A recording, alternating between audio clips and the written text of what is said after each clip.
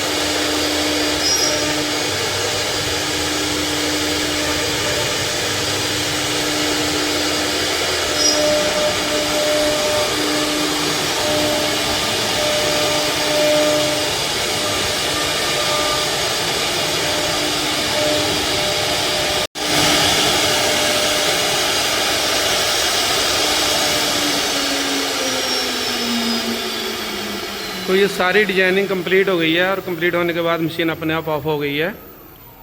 तो देखो यार क्या कितना शानदार डिजाइन, कुछ ही मिनटों के अंदर ये बन गया।